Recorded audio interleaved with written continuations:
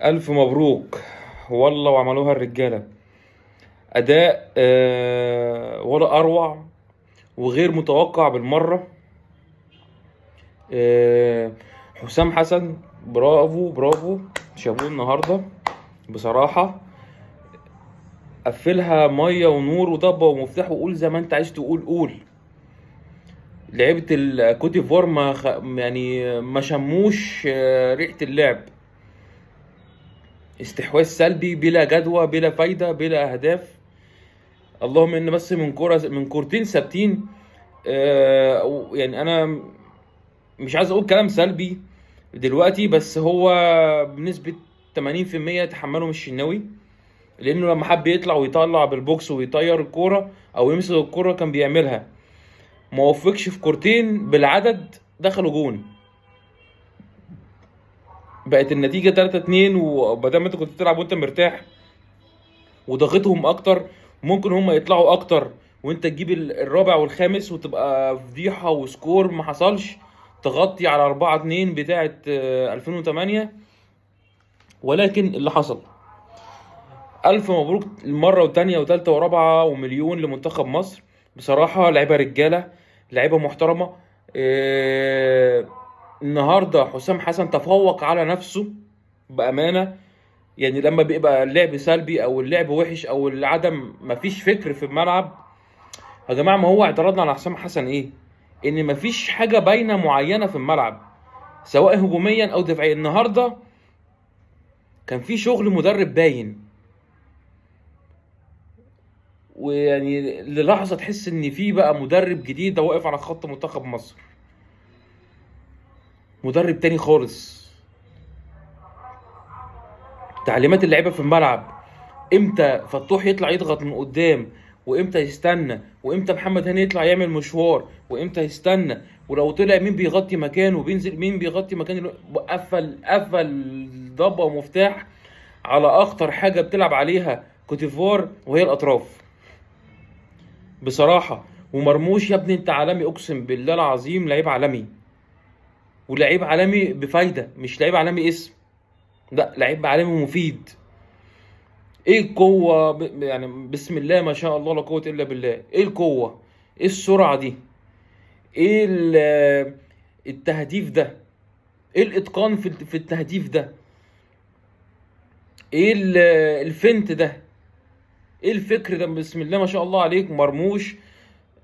يعني كان 50% من قوة مصر النهاردة، وكان عاطيها النفس الهجومي والشكل الهجومي، وكان محمد اسمه ده عمر مرموش. امام عاشور لو بدنيا واقف على رجله كان هيفرق اكتر من كده بكتير. لكن انا لسه عندي كلامي، امام عاشور يعني كان نوعا ما كويس النهارده، عمل باصات كويسه.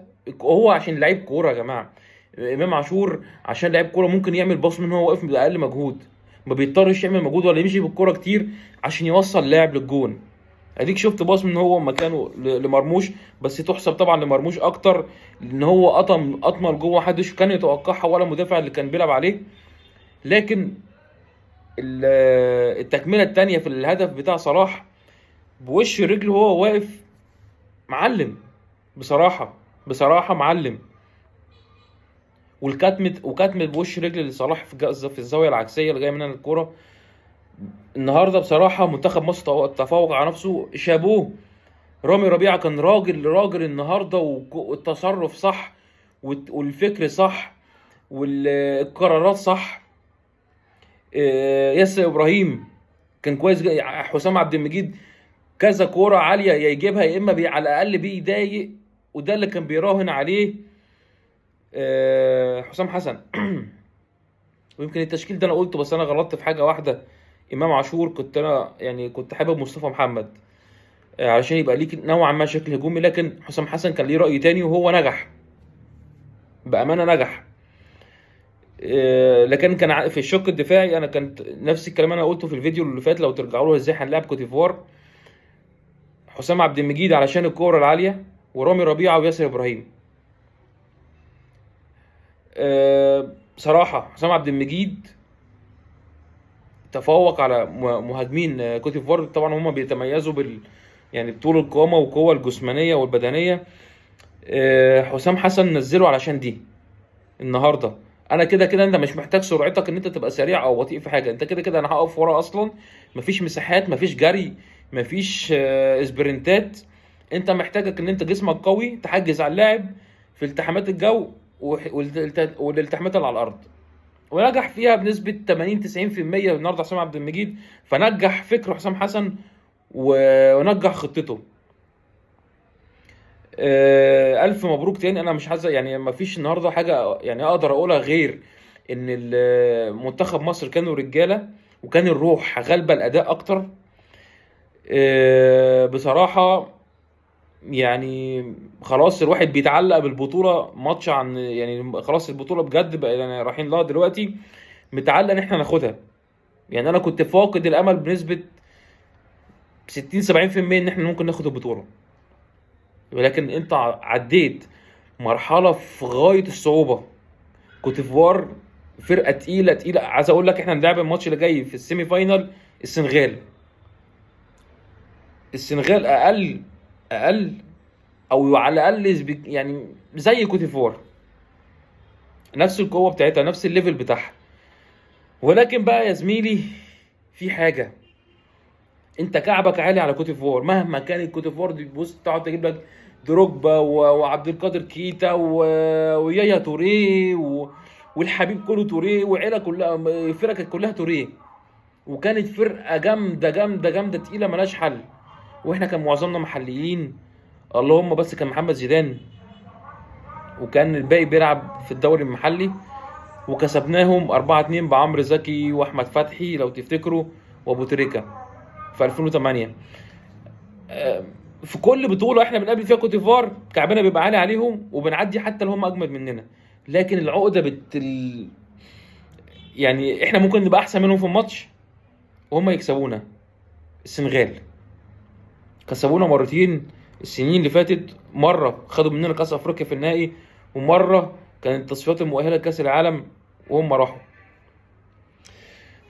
على اي حال انت حسام حسن لو هتلعب بنفس الطريقه تاني قدام السنغال، انا يا عم انا اشتريت بنفس الاداء، بنفس الروح، بنفس التكتل، بنفس يعني السد المنيع اللي عملته النهارده.